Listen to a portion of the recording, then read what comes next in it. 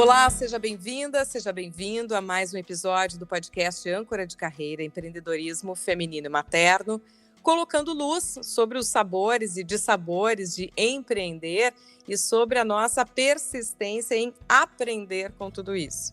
E empolgada com o clima de carnaval, que marca o momento em que gravamos e publicamos este episódio em 2022, me veio o tema da criatividade.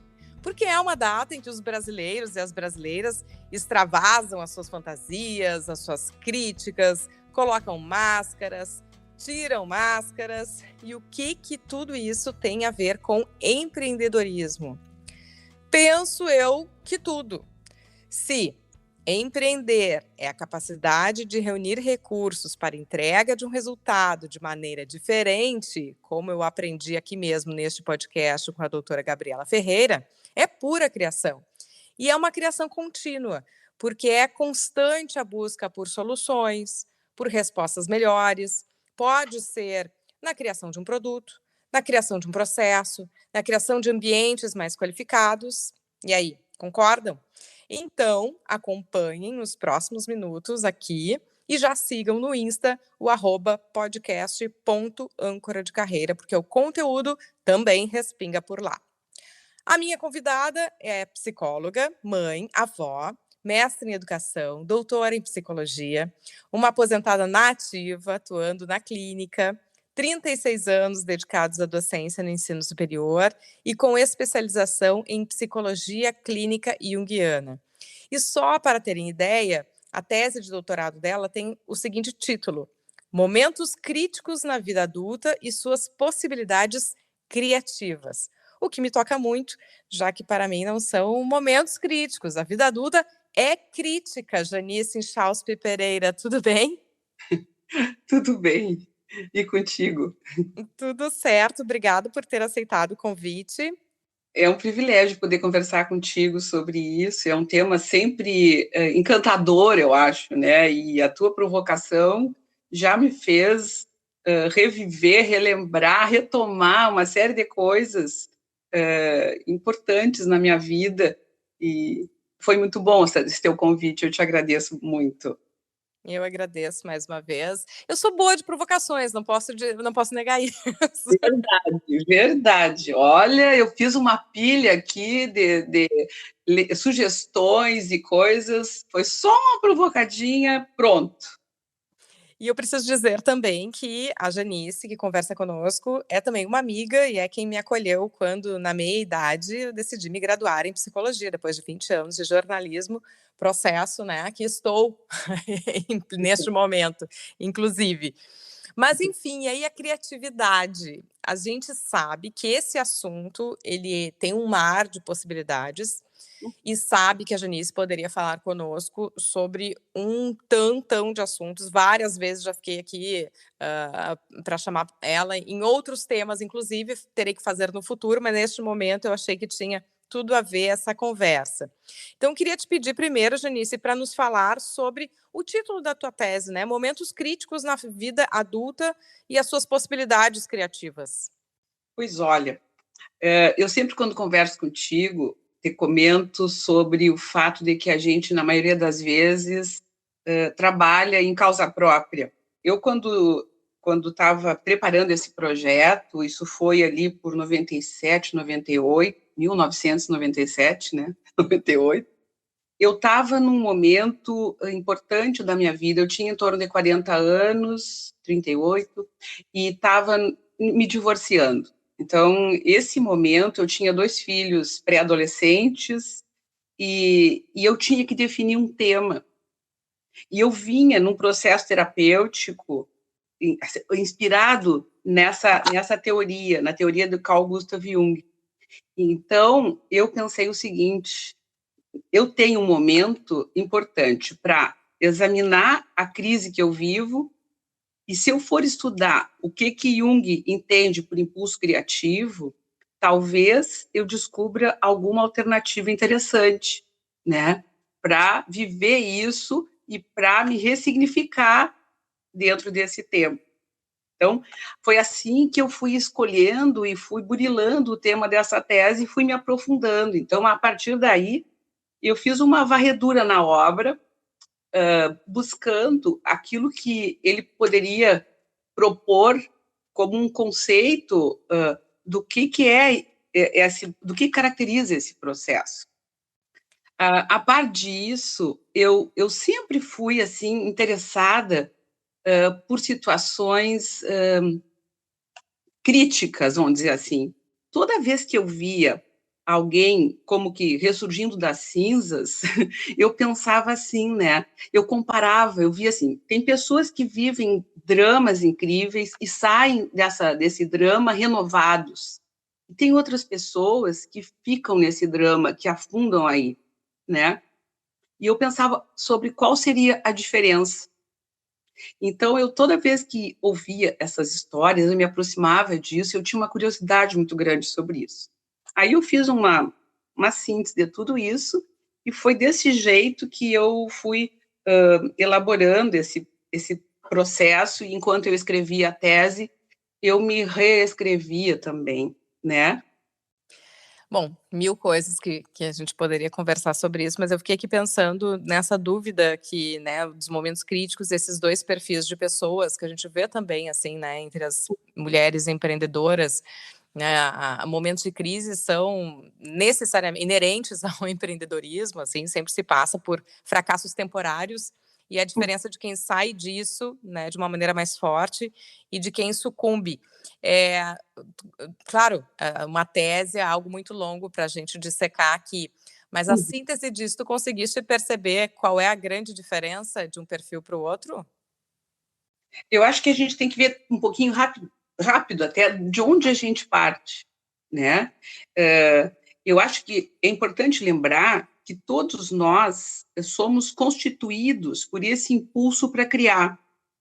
O que pode acontecer é que a gente se esqueceu dele, não sabe utilizar, não tem consciência disso, né? Então, eu acho que o que eu pude verificar é que quando a gente acessa os recursos que nós temos e nem conhecemos direito, porque o que os autores chamam de inconsciente, mas que são elementos que nos constituem e que a gente desconhece, quando a gente começa a prestar atenção nesses elementos, é como se a gente colocasse luz em alguma coisa que estava no escuro, e à medida que a gente vai iluminando isso, a gente vai se transformando.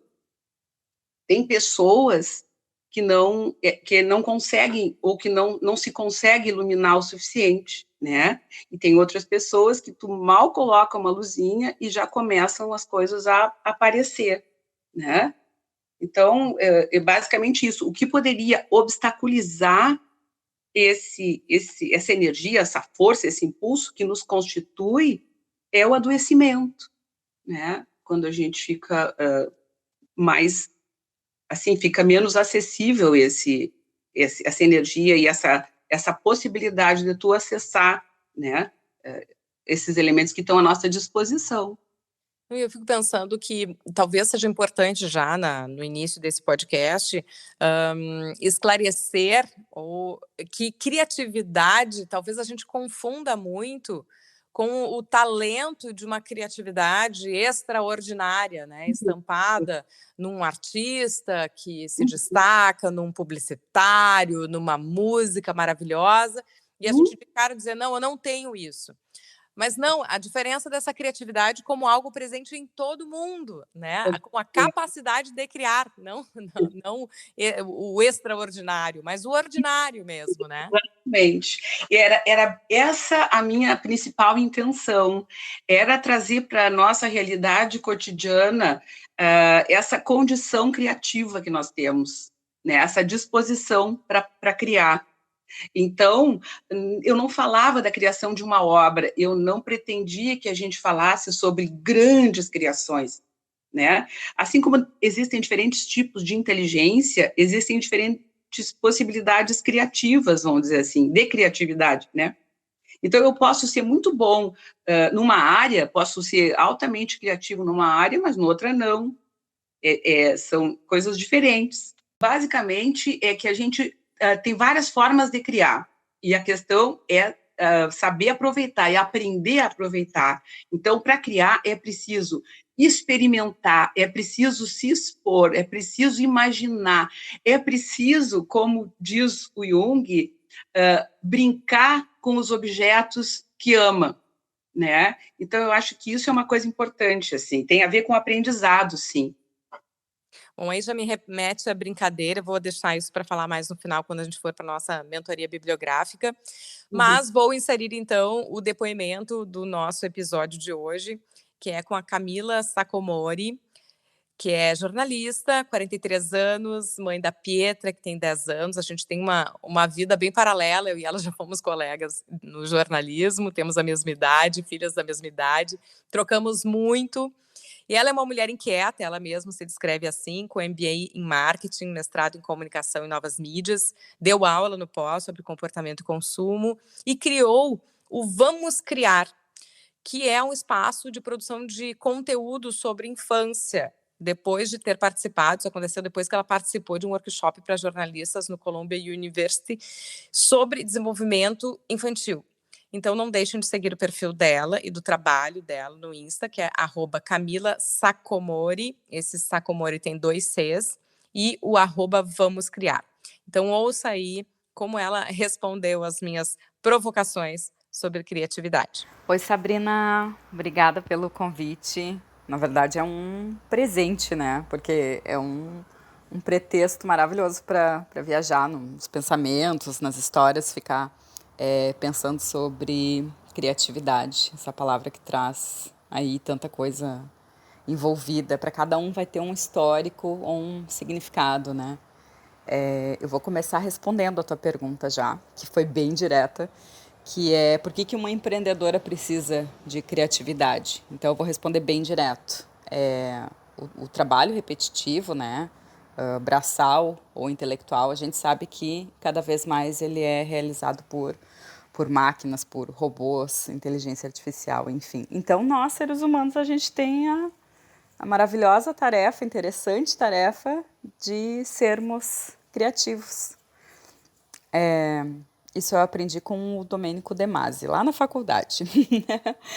Bom, para a pessoa que está aqui ouvindo esse podcast até esse momento, é essencial ler o Ócio Criativo, do De Masi, para ter vários insights, né? Mas aí a gente tem um outro insight a partir disso, que é o seguinte: se a criatividade ela é um dom ou ela é um aprendizado. E eu acho que são as duas coisas, né? O dom a gente não escolhe, mas o aprendizado a gente vai atrás. E aí, como, né? Como ir atrás? Eu acho que hoje em dia, em primeiro lugar, está muito mais fácil ser criativo, mas também está muito mais difícil. E eu vou começar pela parte difícil. Primeiro que a gente vive com o celular na mão, né? Eu aqui, para poder te gravar esse áudio, tive que colocar em modo avião, porque senão vai entrar notificação e eu vou me distrair, eu vou perder completamente a minha linha de raciocínio, né? E com o celular na mão, a gente também não tem mais os momentos de tédio, que é de sentir um mini tédio, de não fazer absolutamente nada, né? Hoje em dia ninguém suporta ficar nem 5 segundos numa fila ou, sei lá, esperando o elevador sem catar o telefone, sem ficar com o telefone na mão. Então, a gente tem, por exemplo, uma ideia, a gente, não posso esquecer essa ideia, pega o celular para anotar e a gente se perde nas notificações e perde a ideia. Então, né, querido ouvinte aqui do podcast da Sabrina, não é só contigo que isso acontece. Mas, por outro lado, ficou também mais fácil ser criativo, porque agora está validado que ser criativo é bom, né? Isso veio com o reconhecimento das inteligências múltiplas, né? Interpessoal, sinestésica, corporal, tudo mais. Se a gente for lembrar, na nossa época de colégio, não tinha essa valorização, né, dessas outras habilidades, e principalmente a valorização de ser criativo, né? Ou a pessoa ela era boa em exatas, ou ela estava sempre com aquele sentimento de que ela estava atrás de todo mundo, que ela tinha ficado para trás. Então, para concluir, dá para ver essa ligação do tempo com a criatividade, né?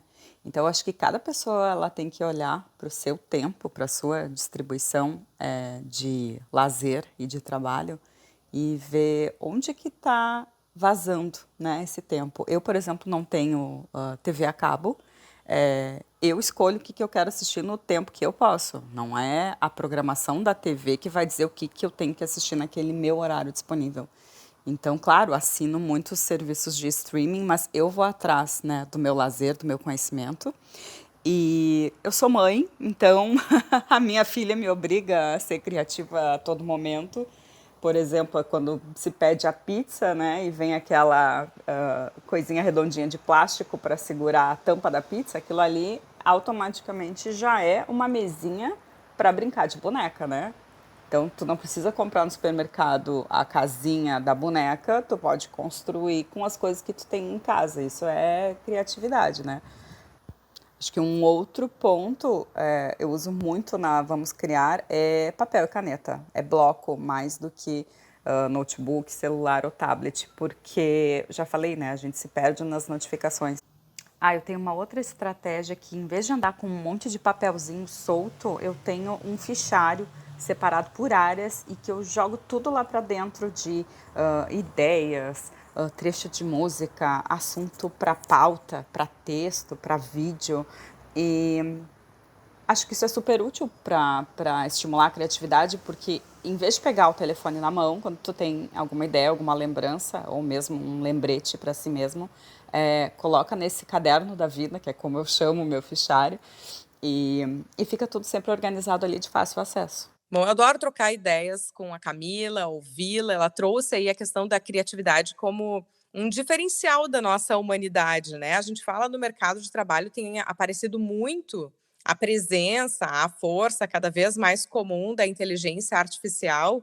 Então, essa diferenciação humana que a gente tem, eu só vou discordar um pouco dela, do que ela fala do Domênico De Masi, que eu tenho uma bronca com ele, porque eu ouvi ele também na mesma época que ela, só que ele falava que em 2015 a gente ia estar escolhendo os dias em que iria trabalhar, né? Porque a tecnologia permitiria que a gente aumentasse a produtividade, então a gente poderia ter mais tempo para o lazer. Mas o que a humanidade fez com isso? Resolveu produzir mais, então a gente ainda não faz bem essa seleção de tempo. Então eu gostaria de discutir isso com o Domênico De Masi. Fora isso, né? Ela toca em outros pontos que são interessantes, né? A questão de um demérito do criativo para o produtivo, né? Ou que tem um desenvolvimento em inteligências que são mais tradicionais, como as exatas que ela mencionou. E eu acho que a Camila trouxe a questão da organização do tempo, porque ela poderia falar muito mais sobre esse assunto, claro, porque eu também coloquei um limite de tempo, né? Mas esse limite, essa organização que a gente precisa para a criatividade também, para que a gente não se perca nela, porque é muito fácil associar a criatividade com uma desorganização, uma bagunça, né? E a gente tem perfis criativos que são assim, e que a gente precisa encontrar uma rotina, um limite, ordenar isso e tornar isso mais produtivo também, né? Não necessariamente em termos de mercado, mas produtivo na vida. Uhum. Ela pergunta se é um dom ou um aprendizado e escolhe os dois, né? Eu te diria que é muito mais uma pulsão, é um impulso também. Mas tu traz uma coisa importante, que é a questão do demérito, e, ao mesmo tempo, uma supervalorização do criativo. Houve um período em que era obrigado a criar alguma coisa, e eu não conheço, é difícil alguém dizer assim, cria alguma coisa e tu conseguir fazer isso sem respeitar um tempo, sem respeitar um estímulo, sem respeitar o momento de cada pessoa e a disponibilidade, as condições de cada um. É um processo complexo, não é apertar um botão, por isso que é coisa para humano. Tem uma coisa interessante e que está associado ao tema da tese, que tem a ver com a crise, tá? As crises, normalmente, produzem tensão. Essa tensão, ela produz uma energia, ela produz uma necessidade. Se tu está relativamente equilibrado, isso te leva a tentar resolver essa tensão, não é? E aí, tu começa a prestar atenção numa série de coisas, nesse processo de buscar resolver a tensão que está sendo gerada. E, então, a atenção é uma coisa essencial, é um fator essencial para que a gente possa criar alguma coisa, né? Ou criar algumas outras condições. Pegando esse período que nós estamos vivendo agora, onde a gente foi, de certa forma, obrigado a ficar mais consigo mesmo, a gente teve que se recriar e criar coisas aparentemente muito simples para poder viver melhor esse período. Mas a gente precisou prestar atenção em uma série de coisas que passavam desapercebidas, né? Então, a atenção nos ajuda a explorar recursos que muitas vezes estão à nossa disposição, mas de uma forma inusitada, diferente da anterior, e com isso conseguir encontrar também uma alternativa diferente. Para isso, é importante a gente ter uma certa disciplina, manter o foco e basicamente saber escolher. Porque as pessoas inquietas, as pessoas curiosas, é mais ou menos assim, a gente começa a conversar de uma coisa, abre uma janelinha, abre para outro assunto, uma porta para outro, outra janela para outro, quando a gente vê, a gente derivou, né? Então, é importante poder escolher, prestar atenção e se comprometer e se dedicar a investigar e a investir naquele tema que está nos demandando naquele momento. Acho que é bem importante isso que tu colocaste, porque é conseguir fazer esse filtro de modo a fazer uma peneira nessa criação, nessa capacidade criativa, para conseguir também realizar algo, né? Então, Sim, é nesse sentido de colocar o foco, o que é a demanda que eu tenho nesse momento, que eu tenho que atender, que me conecta com a realidade, né? Para fazer um bom uso, digamos assim, dessa capacidade criativa. exatamente. Eu vou te dar um exemplo assim, da minha experiência, uma coisa bem simples, tá? Eu trabalho bastante procurando acessar o que está lá no nosso inconsciente, né? Como que eu faço isso? Bom, eu aproveito os sonhos, então eu peço para as pessoas me contarem seus sonhos, e eu, em cima disso, eu vou trabalhar. O que eu considero? O sonho é um recado que vem do inconsciente, né? Mas as pessoas dizem assim, ó, mas eu não lembro, né? E o convite é sempre assim, tenta, um pouquinho antes de dormir, tu pensa assim, eu quero lembrar dos meus sonhos hoje, né? Eu quero, deixa um bloquinho do lado, como a Camila faz, né? Deixa um bloquinho do lado, deixa o teu telefone, o gravador acessível e vai gravando as tuas histórias, né? O que tu sonhou. No momento que a pessoa começa a prestar atenção, ela começa a lembrar, né? E esses elementos que vêm por meio dos sonhos, que vêm essas imagens, essa linguagem do inconsciente que é figurativa, mas que, né, que nos conta a nosso respeito, por aí vem coisas que a gente nem imagina, mas porque começou com uma simples compromisso, uma simples disposição de prestar atenção. Eu acho que passa pela questão da consciência, né? De realmente estar consciente. Por isso, quando a gente começou assim a falar de criatividade, esse tomar posse de que sim, seja você na condição que estiver, seja lá a sua área de atuação, você que está ouvindo, que existe uma criação acontecendo, né? Não existe um gueto de criativos enlouquecidos, mas que todo mundo tem este potencial de criação que está focado, né, ou tem um investimento naquilo que mais precisa. Então, tomar consciência e posse dessa capacidade. Uhum. Essa é a meta, viu? A psicologia do Jung tem como objetivo, a obra é ampliar a consciência. É um processo que pode ser infinito, né? Ele é todo o tempo em movimento, né? Mas qual é a finalidade? Sempre ampliar a consciência. Como fazer isso? Descobrindo o que está encoberto e aproveitando isso para se recriar, para se reorganizar, para se ressignificar, né? E para encontrar novas formas e formas cada vez mais funcionais e que façam mais harmônicas de viver, né? E também que possam permitir que se contribua, né, para um bem-estar tanto da gente quanto daqueles que estão conosco, né, no nosso trabalho, na nossa vida, enfim. Bom, e aí eu fico pensando aqui que criatividade passa necessariamente por poder errar. né? Não repetir, não copiar alguém, precisa dessa possibilidade do não acertar, e tudo bem. E eu trago isso porque esse tudo bem é bem recente na minha vida, assim, né? E daí eu busco lá na tua tese, tem uma frase que diz que é difícil escapar de uma tarefa que se impõe na meia-idade, a de tornar-se aquilo que essencialmente se é. Então, talvez isso também venha de modo recente para mim, e possivelmente também para algumas pessoas que nos ouvem, porque exige uma maturidade aí para começar a aceitar, né, que realmente a gente erra.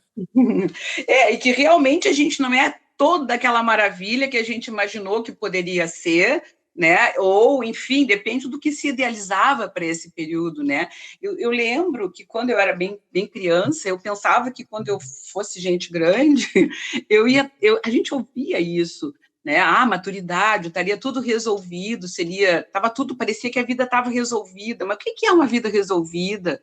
Né? Não existe isso, assim, né, hoje. Então, na verdade, na meia-idade, é como se as idealizações fossem caindo e a gente fosse se deparando com a realidade tal qual ela é.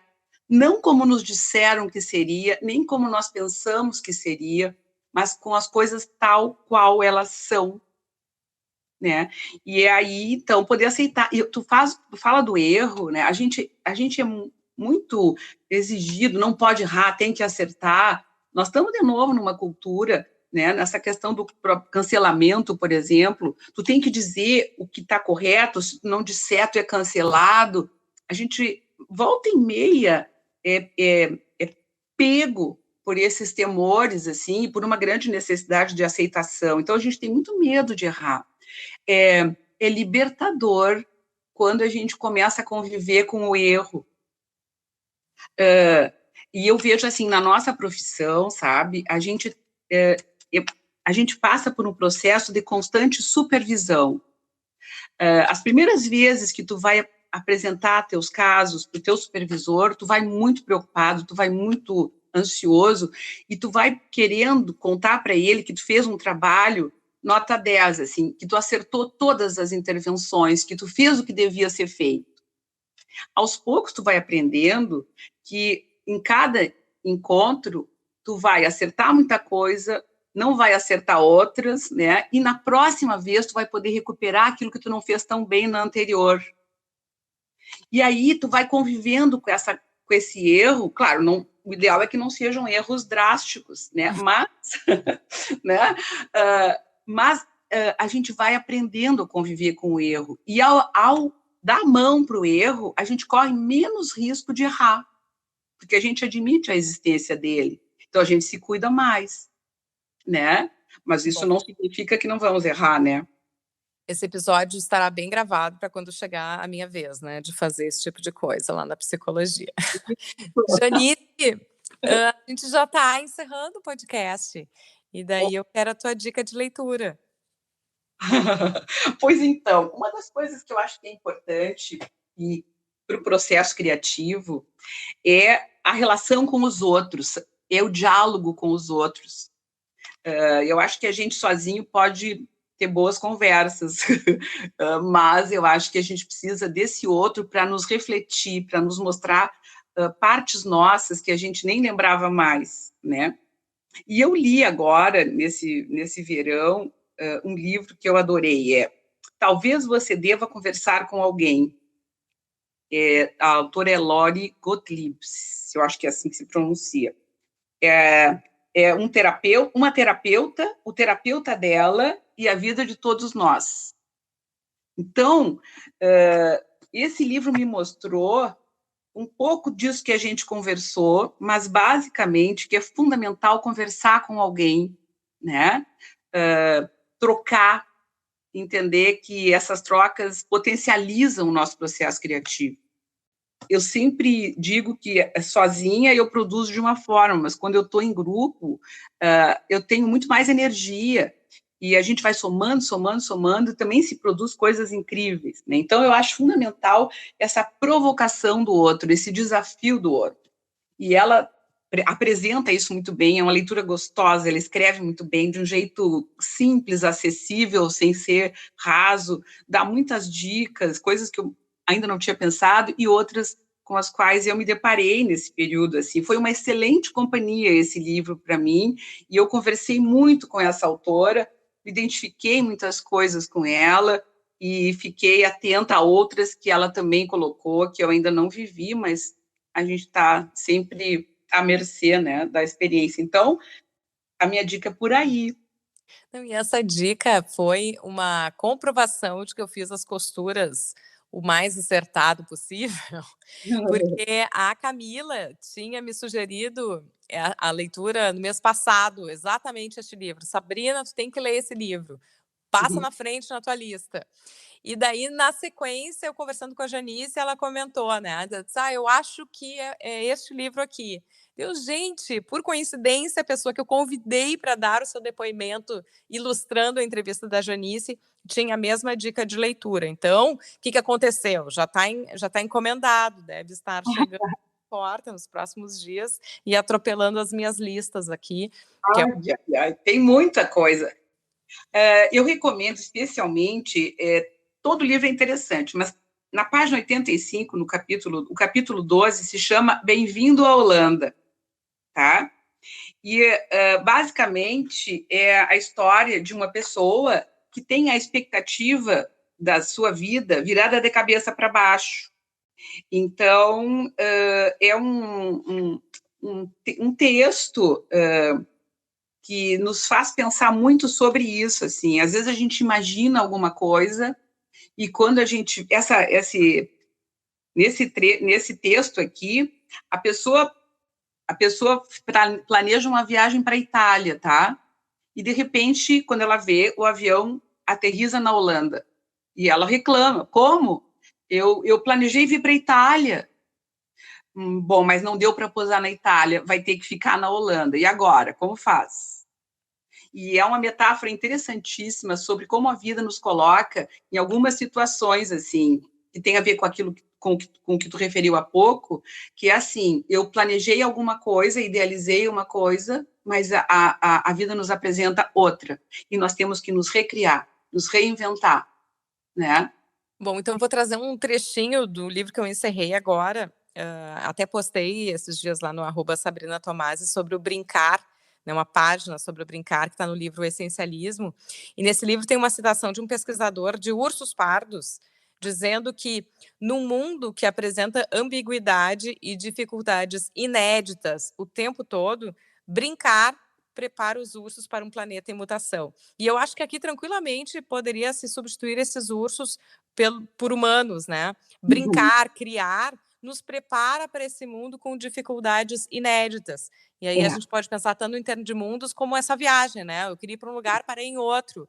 Né?